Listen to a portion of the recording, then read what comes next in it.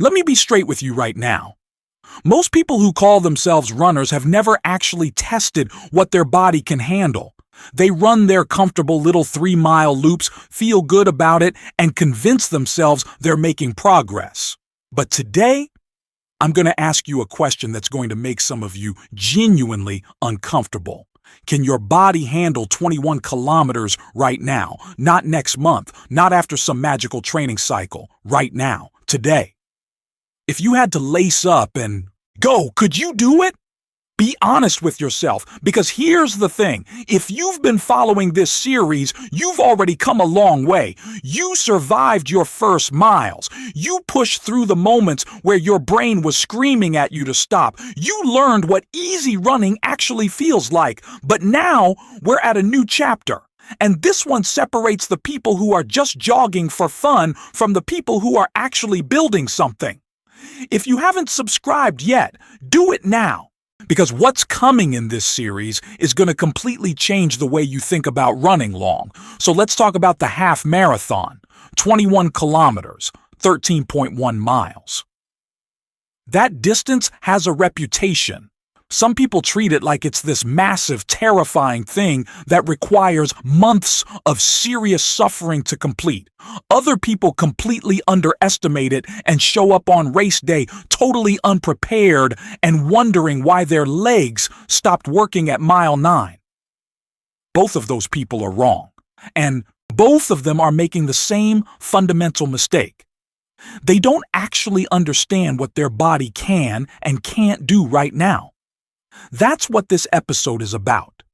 Not a training plan, not a race strategy, just the raw, honest truth about whether your body is actually ready for 21 kilometers and what's standing between you and that finish line if it's not. Here's the reality check nobody wants to hear. The number one reason runners struggle at the half marathon distance has nothing to do with fitness. It has nothing to do with speed work or VO2 max or lactate threshold or any of that stuff coaches love to talk about. The real reason is simpler and way more embarrassing. Most runners don't run enough miles per week, period. Full stop. Think about that for a second. You want to run 21 kilometers in one shot, but your average week looks like what? 2 runs, maybe 3? Totaling somewhere around 15 or 20 kilometers? And you're surprised when your body falls apart past the 14-kilometer mark? Come on. Be honest with yourself here. Your body adapts to the stress you put it under. That's how this works. If the longest run you've done in the last month is 10 kilometers, your muscles, your joints, your tendons, your connective tissue. None of that is prepared for what happens in the second half of a half marathon. The first 10 kilometers feel fine. You're in your comfort zone. But then something shifts. Your glycogen starts to run low. Your muscles start accumulating fatigue. And suddenly, those last 7 or 8 kilometers feel like a completely different sport. That's not bad luck. That's your body telling you exactly what you didn't prepare it for. And here's the part that stings a little more. A lot of runners who struggle at this distance are actually pretty fit. They might go to the gym. They might be in good shape overall. But running fitness is its own thing. Your cardiovascular system might be capable of handling 21 kilometers. Your heart, your lungs, they might actually be ready. But your legs, your feet, the tendons in your ankles and knees, those adapt slower, way slower. And if you haven't been putting in the time on your feet, those are the things that are going to fail you, not your cardio, your legs. Pensa nisso. So what does your current weekly mileage actually look like? Not the mileage you wish you were running, not the mileage you were running 2 months ago before life got busy. Right now, this month, what are you actually doing? Because if you're averaging less than 35 to 40 kilometers per week consistently, the half marathon distance is going to be a significant challenge. Not impossible, but genuinely hard in ways that could also hurt you. And I'm not saying that to scare you off. I'm saying it because I want you to go into this with your eyes open. Now let's talk about the excuses, because I've heard them all. I don't have time to run more miles. Okay, let's look at that one. You want to complete a 21-kilometer race, which is going to take you somewhere between 2 and 3 hours depending on your pace. But you can't find time in your week to add one more 45-minute run, one extra run. That's all we're talking about. You're telling me you want the result without being willing to add one 45-minute session to your week? Ridiculo.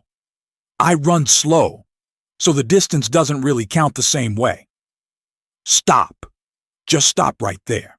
Slow running absolutely counts. In fact, slow running is exactly what builds the aerobic base you need for long distances. The pace doesn't matter. The time on your feet matters. The miles matter. Slow miles are not lesser miles. They are the miles that are going to save you when you hit kilometer 17 and your legs are starting to question every decision you've ever made. I did a long run of 15 kilometers last month and it was fine. Last month, one run. That's your preparation for 21 kilometers? One long run from weeks ago? Your body doesn't store fitness like money in a bank account. You can't make one big deposit and expect it to cover you indefinitely. Fitness fades. Consistency is what builds real endurance, not isolated efforts separated by weeks of normal distance running. My friend ran a half marathon with barely any training and finished fine. Your friend got lucky, or your friend suffered way more than they're admitting, or your friend is built differently than you, or some combination of all three. Stop using other people's outlier experiences as your personal training. Plan. That's not strategy. That's wishful thinking wearing a race bib. And here's the one that really gets me. I'll just walk parts of it. Look, there's nothing wrong with walking during a race. Nothing. It's a completely valid strategy, and plenty of experienced runners use walk-run intervals intentionally. But if your plan is to walk because you haven't trained enough, that's not a strategy. That's a survival plan for a situation you put yourself in by not preparing.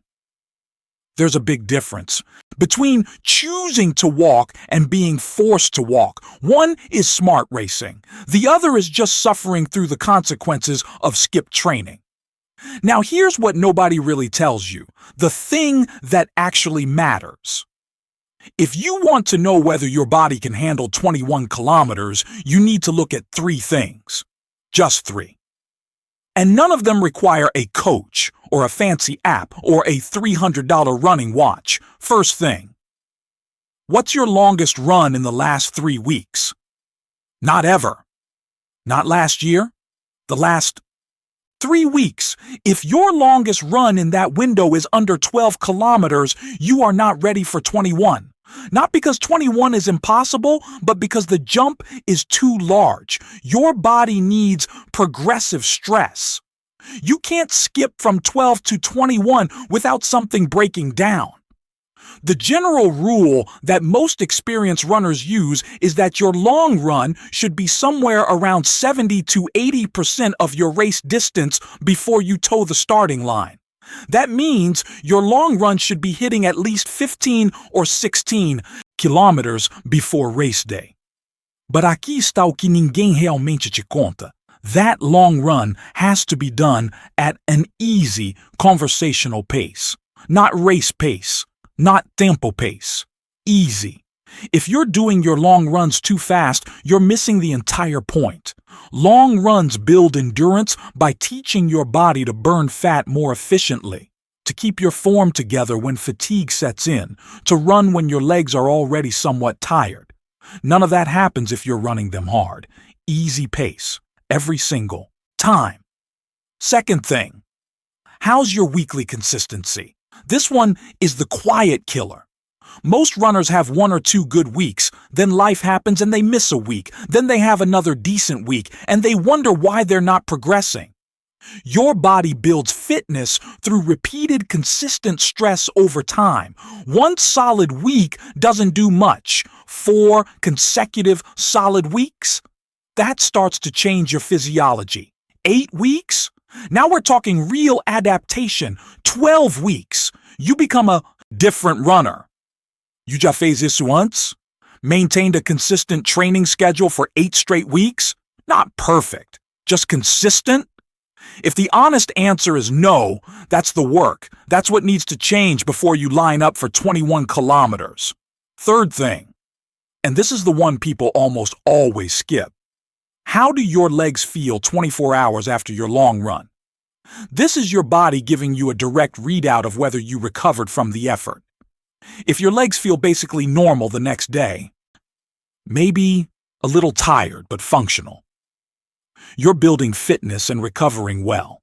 If you're wrecked for 3 or 4 days after a long run, your body is telling you that the distance was too much right now. That's not a failure. That's data. Use it. Here's a small but genuinely useful thing you can do right now.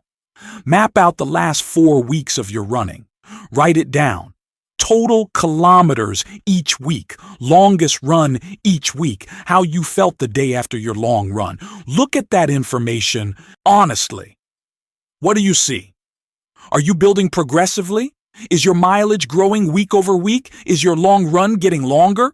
Or are you running roughly the same distances in roughly the same patterns week after week and expecting different results? Há apenas detalhe que muda tudo. And it's not a secret. It's not a hack. It's not some technique most runners don't know about. The one thing that actually changes your ability to run 21 kilometers is building your mileage systematically and patiently over time. That's it. That's the whole answer. More consistent miles, longer long runs, better recovery. Repeat. Can you add 1 run per week to what you're currently doing? Just 1. Make it easy. 30 to 45 minutes at a pace where you can hold a full conversation. Do it 3 weeks in a row. See what happens to how you feel on your other runs. See what happens to your long run. This is how fitness actually gets built, not in dramatic training montages, not in brutal speed sessions, but in quiet, consistent work done week after week. Agora me diga. After everything we've talked about today, where do you honestly think you are? Not where you want to be, not where you were 6 months ago. Right now, where are you? And what's the one thing you're going to change this week based on what we talked about? Because here's the truth I want you to walk away with today. The half marathon is absolutely within reach for you. 21 kilometers is not some elite distance reserved for serious athletes. Regular people finish half marathons every single weekend. People with jobs and kids and busy lives and less than perfect training cycles. The distance is not the problem. The problem is going in underprepared and turning what should be one of the best experiences of your running life into a painful slog that leaves you wondering if running is even for you. You deserve better than that. Your body deserves better than that. And the only thing standing between you and a genuinely satisfying half-marathon finish is honest, consistent preparation. Not complicated, not extreme, just real. Para. Look at your training this week. Look at your long run. Look at your weekly mileage. And ask yourself, am I actually building towards something, or am I just maintaining a habit that feels comfortable? That question might be uncomfortable. Good. Uncomfortable questions are the ones worth sitting with. Now, here's what's coming next, and you need to hear this. We just talked about whether your body's ready for 21 kilometers. But here's a question most runners never think to ask. Once you decide you're going for the half marathon, how much do you actually need to run each week to get there? Most people guess way too high. They imagine these massive training weeks that real life could never support. But the real answer? It's probably different from what you think. And way more manageable than you're afraid it might be. Next episode.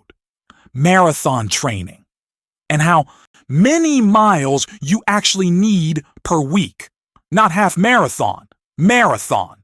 Because if you've made it this far in this series, I think you already know where this is going. Subscribe right now if you haven't yet, because that episode is going to change the way you think about what's possible for you as a runner, and leave me a comment below. I want to know, are you currently training for a half marathon, a full marathon, or are you still building your base? Tell me where you are right now. Let's talk about it.